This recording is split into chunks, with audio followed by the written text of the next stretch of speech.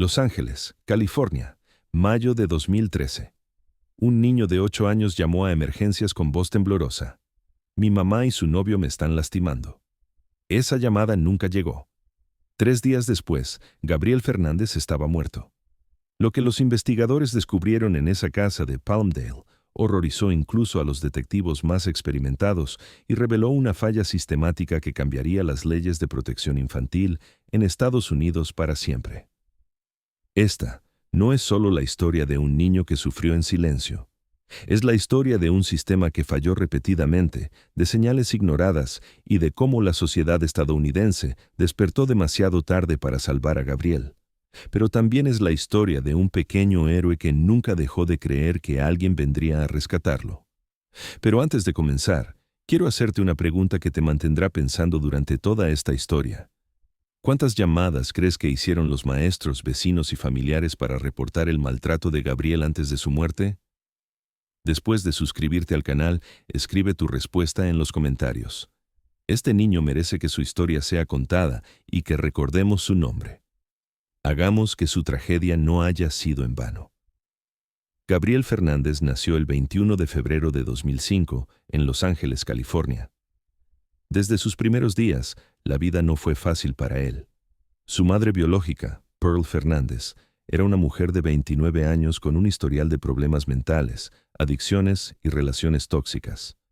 Pearl había tenido múltiples hijos con diferentes hombres y ninguno de esos niños había permanecido bajo su cuidado por mucho tiempo. Durante los primeros años de su vida, Gabriel vivió con su tío abuelo, Michael Lemos Carranza, y su pareja, David Martínez. En esa casa, Gabriel conoció lo que era el amor, la estabilidad y la protección. Michael y David lo trataban como a su propio hijo, le daban educación, cuidados médicos y, sobre todo, le daban algo que Gabriel valoraría por el resto de su corta vida: seguridad. Gabriel era un niño especial, recordaría más tarde Michael en una entrevista que rompería el corazón de millones. Era dulce, inteligente, siempre sonriendo. Le encantaba jugar, hacer dibujos y tenía esta risa contagiosa que llenaba toda la casa. Nunca pensamos que alguien podría hacerle daño a un alma tan pura. Sin embargo, en 2012, cuando Gabriel tenía 7 años, Pearl Fernández decidió reclamar la custodia de su hijo. No fue por amor maternal, no fue porque había cambiado su vida, no fue porque estuviera preparada para ser madre. Pearl quería a Gabriel de vuelta porque había descubierto que podía recibir beneficios gubernamentales por cada niño bajo su cuidado. Gabriel se había convertido en una fuente de ingresos.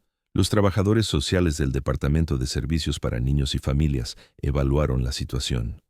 A pesar de las súplicas desesperadas de Michael y David, a pesar de que Gabriel tenía un hogar estable y amoroso, a pesar de que Pearl tenía un historial documentado de negligencia y abuso, el sistema decidió que un niño debía estar con su madre biológica. Fue una decisión que costaría la vida de Gabriel. ¿Recuerdas la pregunta que te hice al principio? ¿Sobre cuántas llamadas se hicieron para reportar el maltrato? Mantén ese número en mente, porque lo que estás a punto de escuchar te va a impactar profundamente. Cuando Gabriel fue entregado a Pearl, ella vivía en una pequeña casa en Palmdale con su novio, Isauro Aguirre. Isauro era un hombre de 34 años con antecedentes criminales, incluyendo violencia doméstica y agresión. Tenía tatuajes de pandillas y una personalidad explosiva que aterrorizaba a todos en la casa. Desde el primer día, la vida de Gabriel se convirtió en un infierno.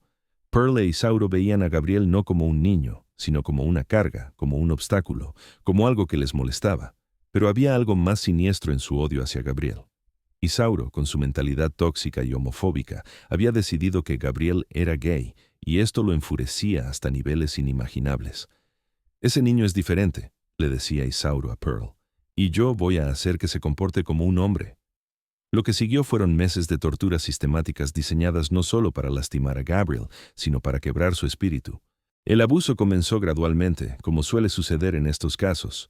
Primeros fueron gritos, luego empujones, después golpes, pero rápidamente escaló a niveles de crueldad que desafían la comprensión humana. Gabriel era obligado a comer su propio vómito. Era forzado a dormir dentro de un pequeño armario, amarrado y amordazado. Era quemado con cigarrillos. Le disparaban con pistolas de balines. Los hermanos de Gabriel, que también vivían en la casa, fueron forzados a participar en el abuso. Pearl e Isauro los amenazaban diciéndoles que si no golpeaban a Gabriel, ellos serían los próximos. Los niños, aterrorizados, se veían obligados a lastimar a su hermano menor para protegerse a sí mismos. Pero Gabriel nunca se rindió. A pesar del dolor, a pesar del miedo, a pesar de que había perdido la esperanza de que alguien vendría a salvarlo, Gabriel mantenía una pequeña llama de resistencia en su interior. Seguía yendo a la escuela cuando se lo permitían. Seguía siendo amable con sus compañeros. Seguía creyendo que el mundo tenía bondad, aunque él no pudiera verla en su hogar. En la escuela Summerwind Elementary, los maestros comenzaron a notar cambios alarmantes en Gabriel. El niño que una vez había sido alegre y sociable ahora llegaba con moretones, cortes y una tristeza profunda en sus ojos. Jennifer García, su maestra, fue la primera en hacer una llamada oficial al Departamento de Servicios para Niños y Familias. Gabriel llegaba a la escuela con marcas extrañas, recordaría Jennifer años después durante el juicio. Tenía moretones en formas que no parecían accidentales. Una vez llegó con un ojo morado y me dijo que se había caído. Pero cuando le pregunté más detalles, su historia no tenía sentido. Hice la primera llamada ese mismo día. Esa fue la primera de muchas llamadas. Los maestros llamaron. Los vecinos llamaron. Los familiares llamaron. En total, se hicieron 60 llamadas al sistema de protección infantil reportando el abuso de Gabriel. 60 oportunidades para salvar su vida. 60 veces que el sistema tuvo la oportunidad de sacarlo de esa casa. Y 60 veces que el sistema falló. Los trabajadores sociales visitaron la casa múltiples veces. Stephanie Rodríguez, Patricia Clement, Kevin Baum y Gregory Merritt fueron los trabajadores asignados al caso de Gabriel en diferentes momentos. Cada uno de ellos vio las señales, cada uno de ellos tuvo la oportunidad de salvar a Gabriel, y cada uno de ellos decidió que Gabriel estaba bien y que podía permanecer en esa casa. Pero Gabriel no estaba bien. Mientras los trabajadores sociales cerraban sus expedientes y marcaban caso resuelto, Gabriel estaba viviendo una pesadilla que empeoraba cada día. Pearl e Isauro habían desarrollado un sistema sofisticado de torturas. Tenían días específicos para diferentes tipos de abuso. Tenían herramientas específicas para causar diferentes tipos de dolor. Gabriel era obligado a vestirse con ropa de niña y maquillaje para enseñarle una lección sobre masculinidad. Era forzado a jugar con muñecas mientras sus torturadores se burlaban de él.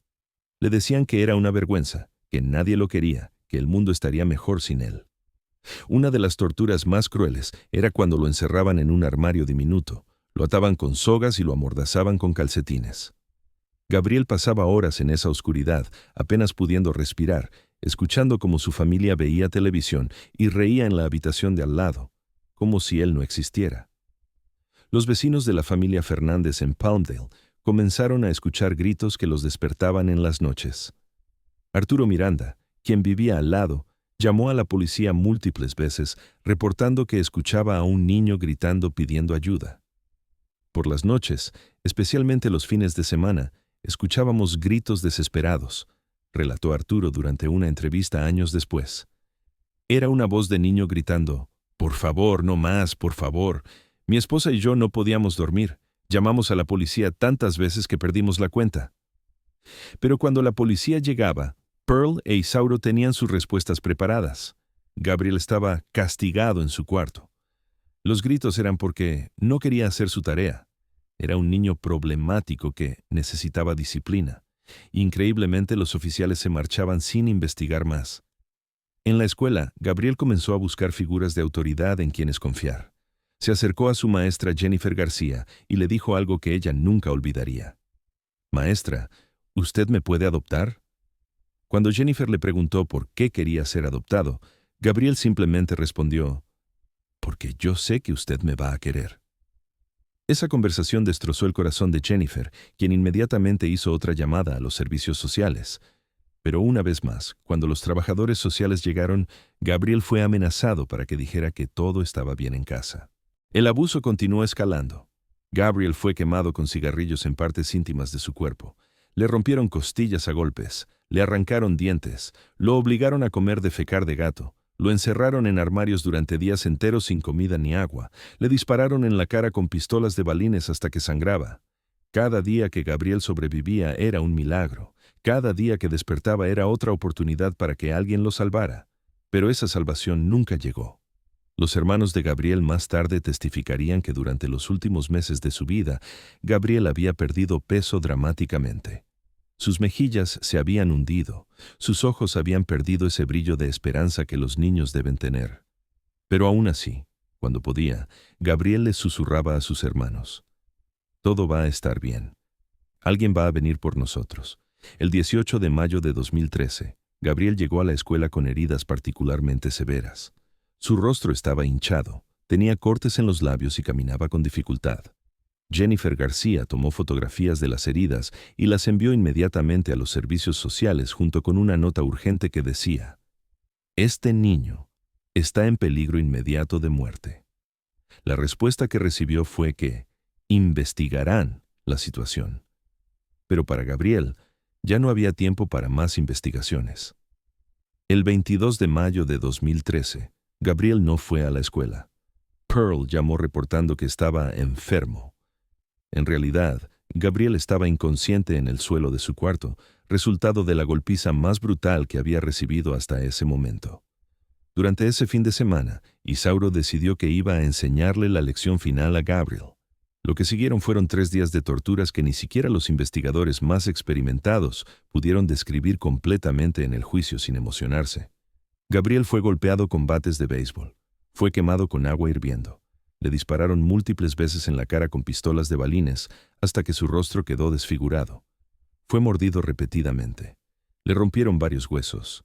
Y durante todo este tiempo, Gabriel seguía consciente, seguía respirando, seguía sufriendo. El 24 de mayo de 2013, a las 9:17 de la mañana, Pearl Fernández llamó al 911. Su voz sonaba extrañamente calmada para alguien que reportaba una emergencia. «Mi hijo se cayó y se golpeó la cabeza», le dijo al despachador. «Creo que necesita ir al hospital». Cuando los paramédicos llegaron a la casa en el 200 block de East Avenue Q, días en Palmdale, lo que encontraron los dejó sin palabras. Gabriel estaba inconsciente en el suelo, desnudo, cubierto de sangre y heridas. Su pequeño cuerpo de 8 años estaba tan golpeado que era difícil reconocer que era un niño. «En mis 15 años como paramédico, nunca había visto algo así», testificaría más tarde James Cermak. El niño tenía heridas que parecían de tortura medieval. No eran heridas accidentales. Alguien había hecho esto intencionalmente y lo había hecho durante mucho tiempo. Gabriel fue trasladado de emergencia al hospital Antelope Valley. Los médicos trabajaron desesperadamente para salvar su vida, pero las heridas eran demasiado severas. Gabriel había sufrido fracturas de cráneo, costillas rotas, quemaduras de cigarrillo, heridas de bala de rifle de aire, mordidas humanas y traumas internos que sus pequeños órganos no pudieron resistir. Durante las 48 horas que Gabriel estuvo en el hospital, luchando por su vida conectado a máquinas, su tío Michael finalmente pudo verlo. Michael había estado luchando legalmente para recuperar la custodia de Gabriel, pero el sistema le había dicho que no tenía derechos porque no era familia biológica. Cuando vi a Gabriel en esa cama de hospital, mi corazón se rompió en 1000 pedazos, recordaría Michael años después. Ese hermoso niño que había criado, que había sido tan lleno de vida y alegría, estaba ahí conectado a cables, luchando por respirar. Le susurré que lo amaba, que lamentaba no haber podido protegerlo, que ya nadie le haría daño nunca más. El 26 de mayo de 2013, a las 2:13 de la tarde, Gabriel Fernández fue declarado muerto. Tenía 8 años, 3 meses y 5 días. La autopsia reveló la magnitud del horror que Gabriel había vivido. El doctor Yulai Wang, el médico forense que examinó el cuerpo de Gabriel, declaró que en sus 20 años de experiencia nunca había visto un caso de abuso tan severo. Gabriel tenía heridas en capas, lo que significa que habían sido infligidas durante meses. Algunas heridas estaban cicatrizando mientras otras eran frescas, evidencia de que el abuso había sido constante y escalado con el tiempo. El informe de autopsia documentó fracturas múltiples de costillas, fractura de cráneo, quemaduras de cigarrillo en todo el cuerpo, heridas de dientes humanos, perforación de pulmón, trauma genital, múltiples hematomas en diferentes etapas de curación y daño cerebral severo causado por trauma de fuerza blunt. Inmediatamente después de la muerte de Gabriel, Pearl e Isauro fueron arrestados.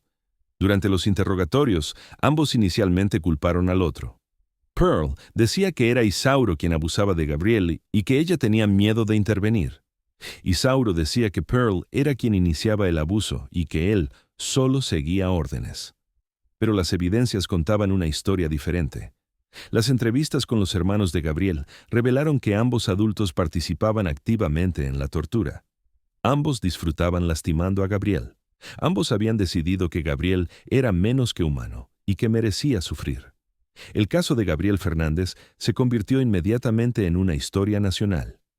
Los medios de comunicación no podían entender cómo un niño había sufrido tanto durante tanto tiempo sin que el sistema de protección interviniera. Las 60 llamadas reportando abuso se convirtieron en el símbolo de una falla sistemática monumental. La fiscal del caso, John Hatami, se comprometió a buscar la pena de muerte tanto para Pearl como para Isauro. Gabriel Fernández era un niño inocente que fue torturado hasta la muerte por las dos personas que se suponía debían protegerlo, declaró Hatami. Este caso representa el fracaso más grande de nuestro sistema de protección infantil y vamos a asegurar que se haga justicia. El juicio comenzó en 2017 y duró varios meses. Los testimonios fueron tan gráficos y perturbadores que varios miembros del jurado tuvieron que ser reemplazados porque no podían continuar escuchando los detalles del abuso. Los hermanos de Gabriel, ahora adolescentes, testificaron sobre las torturas que habían presenciado.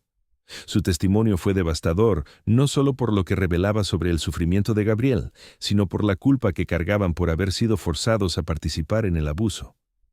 Gabriel nunca nos culpó, testificó su hermana mayor, con lágrimas corriendo por su rostro. Incluso cuando mamá nos obligaba a pegarle, él nos decía que sabía que no era nuestra culpa. Él nos protegía incluso cuando era él quien necesitaba protección. Los maestros de Gabriel también testificaron, describiendo cómo habían tratado desesperadamente de salvar a Gabriel a través de los canales oficiales. Jennifer García rompió en llanto en el estrado cuando describió la última conversación que tuvo con Gabriel. Me dijo que sabía que yo lo quería, testificó Jennifer. Me dijo que cuando fuera grande iba a ser maestro como yo para poder cuidar niños que necesitaran ayuda. Nunca tuvo la oportunidad de crecer, nunca tuvo la oportunidad de cumplir ese sueño. Los trabajadores sociales que habían sido asignados al caso de Gabriel también fueron llamados a testificar.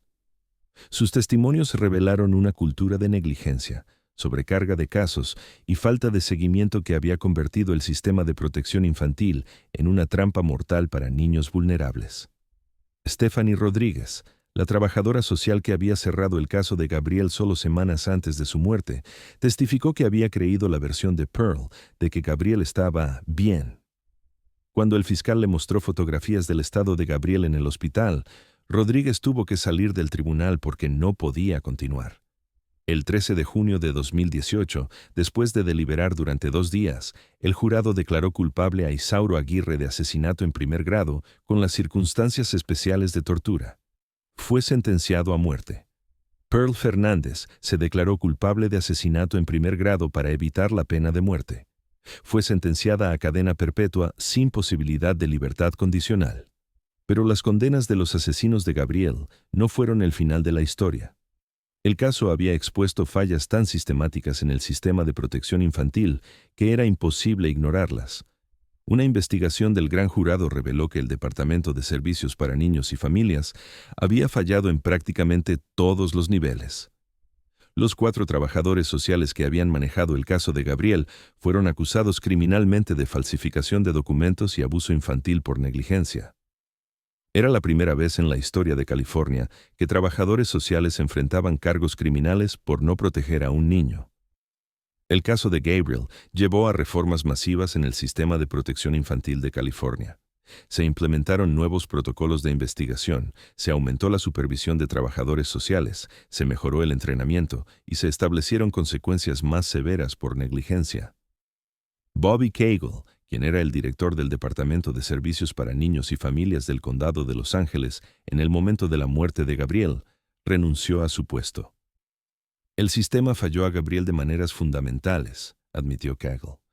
Cada adulto que tuvo la oportunidad de salvar a Gabriel y no lo hizo, incluido yo, tiene que vivir con esa responsabilidad. Pero tal vez el legado más importante de Gabriel no son las reformas legislativas o los cambios en el sistema. El legado más importante de Gabriel son las vidas que se han salvado desde entonces porque su historia cambió la forma en que la sociedad ve el abuso infantil. La historia de Gabriel fue documentada en un documental de Netflix que llegó a millones de personas alrededor del mundo. Su historia se enseña ahora en escuelas de trabajo social. Su nombre se menciona en entrenamientos para maestros, policías y trabajadores de salud. Michael Lemos Carranza y David Martínez, los tíos que criaron a Gabriel durante sus primeros años, establecieron la Fundación Gabriel Fernández para prevenir el abuso infantil. Trabajan incansablemente para asegurar que ningún otro niño sufra lo que Gabriel sufrió. Gabriel era especial desde el día que llegó a nuestra casa, dice Michael. Tenía esta capacidad de amar sin condiciones, incluso después de todo lo que había sufrido. Si su muerte puede salvar la vida de aunque sea un niño, entonces su sufrimiento no habrá sido completamente en vano. Hoy, cuando visitas el cementerio donde está enterrado Gabriel, siempre hay flores frescas. Personas de todo el mundo viajan para dejar cartas, juguetes y mensajes de amor para un niño que nunca conocieron pero que tocó sus corazones profundamente. En su lápida está grabado: Gabriel Fernández, un ángel en el cielo. Pero para quienes conocieron su historia, Gabriel era un ángel mucho antes de llegar al cielo. Era un ángel que, a pesar de vivir en el infierno, nunca perdió su capacidad de amar, nunca perdió su esperanza de que alguien vendría a salvarlo, nunca perdió su fe en que el mundo tenía bondad. El cementerio Rose Hills Memorial Park en Whittier, donde Gabriel está enterrado, se ha convertido en un lugar de peregrinaje silencioso.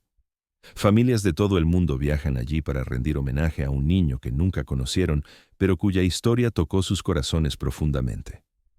Las flores frescas nunca faltan en su tumba, y los cuidadores del cementerio reportan que a menudo encuentran cartas escritas por otros niños, diciéndole a Gabriel que lo quieren y que lamentan lo que le pasó.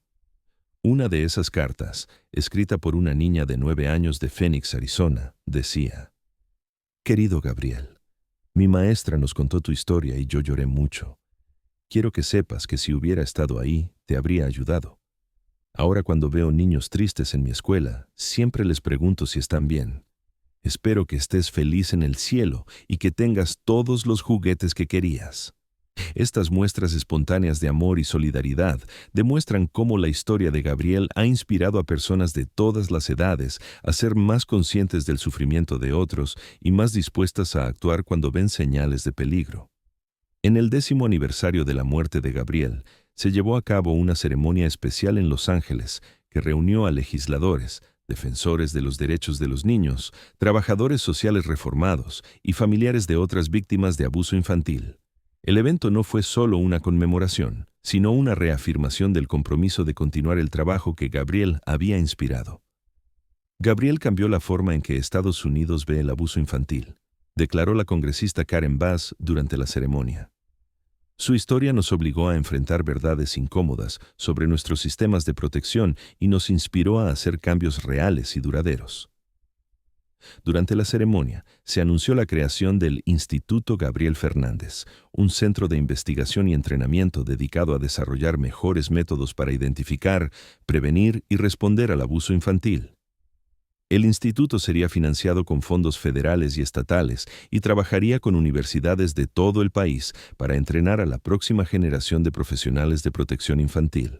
También se revelaron estadísticas que mostraron el impacto tangible que las reformas inspiradas por Gabriel habían tenido. Desde 2013, los reportes de abuso infantil en California habían aumentado en un 40%, no porque hubiera más abuso, sino porque más personas estaban identificando y reportando situaciones peligrosas. Más importante aún, las muertes por abuso infantil en el estado habían disminuido en un 25%. Estas cifras representan vidas salvadas, explicó Dr. Patricia Harrison, quien dirigía el nuevo instituto. Cada niño que ha sido rescatado de una situación abusiva desde 2013 es parte del legado de Gabriel. Su muerte horrible ha llevado a que cientos de otros niños vivan. La familia extendida de Gabriel también compartió actualizaciones sobre cómo habían canalizado su dolor en propósito. Michael y David habían expandido su fundación para incluir programas de prevención en escuelas, entrenamiento para familias adoptivas y apoyo legal para familiares que luchaban por la custodia de niños en riesgo. No un día pasa sin que pensemos en Gabriel, compartió David durante la ceremonia. Pero hemos aprendido a transformar ese dolor en energía para proteger a otros niños. Gabriel no puede volver, pero su legado puede asegurar que otros niños tengan la oportunidad de vivir, crecer y prosperar como él nunca pudo. Los hermanos de Gabriel, ahora adultos jóvenes, también hablaron públicamente por primera vez desde el juicio. Su mensaje fue uno de sanación, perdón y determinación de romper el ciclo de violencia que había marcado su familia. Gabriel nos enseñó que el amor es posible incluso en las circunstancias más difíciles, dijo Virginia, quien ahora trabajaba como trabajadora social en el mismo departamento que una vez había fallado a su hermano. Él nunca nos culpó por lo que se nos obligó a hacer. En cambio, nos protegió y nos amó incondicionalmente. Esa es la lección que llevamos con nosotros, que el amor puede sobrevivir cualquier cosa y que cada niño merece experimentar ese amor. La ceremonia también incluyó el anuncio de una nueva ley federal, la Ley de Protección Gabriel Fernández, que requeriría estándares nacionales para la investigación de abuso infantil y crearía un sistema federal de supervisión para casos de alto riesgo. La ley, que había sido años en desarrollo, finalmente estaba lista para ser votada en el Congreso. Gabriel Fernández se ha convertido en sinónimo de reforma de protección infantil, explicó el senador que patrocinaba la ley. Su historia trasciende la política partidista. Republicanos y demócratas están unidos en el compromiso de asegurar que ningún otro niño sufra como Gabriel sufrió. Mientras la ceremonia llegaba a su fin, los asistentes participaron en un momento de silencio, seguido por la liberación de globos blancos y morados, los colores favoritos de Gabriel según sus tíos. Cada globo llevaba una pequeña nota con un mensaje para Gabriel, y mientras se elevaban hacia el cielo, representaban no solo las oraciones y deseos para Gabriel, sino también la esperanza de que su legado continuaría protegiendo a niños por generaciones venideras. La historia de Gabriel Fernández es única en su horror, pero desafortunadamente no es única en su existencia. Cada año, miles de niños sufren abuso severo, y algunos, como Gabriel, no sobreviven. Pero la diferencia que ha hecho la historia de Gabriel es que ha forzado a la sociedad a enfrentar esta realidad y a tomar acción concreta para cambiarla. En escuelas de trabajo social de todo el país, el caso Gabriel Fernández se enseña como un estudio crítico de lo que puede salir mal cuando los sistemas fallan. Los futuros trabajadores sociales analizan cada decisión que se tomó, cada oportunidad que se perdió, cada señal que se ignoró. Aprenden no solo lo que no deben hacer, sino también desarrollan la determinación de asegurar que nunca permitan que algo similar ocurra bajo su vigilancia. Gabriel se ha convertido en el caso que define nuestra profesión, explicó Dr. María Rodríguez, profesora de Trabajo Social en UCLA. Mis estudiantes salen de esa clase cambiados. Entienden la responsabilidad enorme que tienen y el impacto que sus decisiones pueden tener en la vida de un niño. La pregunta que te hice al principio era ¿cuántas llamadas se hicieron reportando el abuso de Gabriel? La respuesta es 60. 60 oportunidades perdidas. 60 veces que el sistema tuvo la información necesaria para salvar su vida. 60 veces que Gabriel esperó que alguien viniera por él. Pero aunque el sistema falló a Gabriel, su historia ha salvado a incontables niños desde entonces. Maestros que reconocen señales de abuso más rápidamente, trabajadores sociales que toman los reportes más seriamente, vecinos que no ignoran los gritos que escuchan por la noche. Gabriel Fernández vivió solo 8 años, pero su impacto durará por generaciones. Su historia nos recuerda que cada niño merece ser protegido, que cada niño merece ser amado, y que cuando fallamos en proteger a los más vulnerables, fallamos como sociedad. En memoria de Gabriel, y en honor a todos los niños que aún necesitan nuestra protección, recordemos siempre, si ves algo, di algo. Una llamada puede salvar una vida. Una voz puede ser la diferencia entre la vida y la muerte para un niño que está sufriendo en silencio. Gabriel Fernández ya no puede hablar por sí mismo, pero su historia sigue hablando, y seguirá hablando hasta que logremos un mundo donde ningún niño tenga que sufrir como él sufrió. Esa es la promesa que le debemos a Gabriel. Esa es la promesa que nos debemos a nosotros mismos. Y esa es la promesa que le debemos a cada niño que está esperando que alguien venga a salvarlo. No olvidemos nunca su nombre. Gabriel Fernández. No olvidemos nunca su historia. Y no permitamos nunca que su sacrificio haya sido en vano.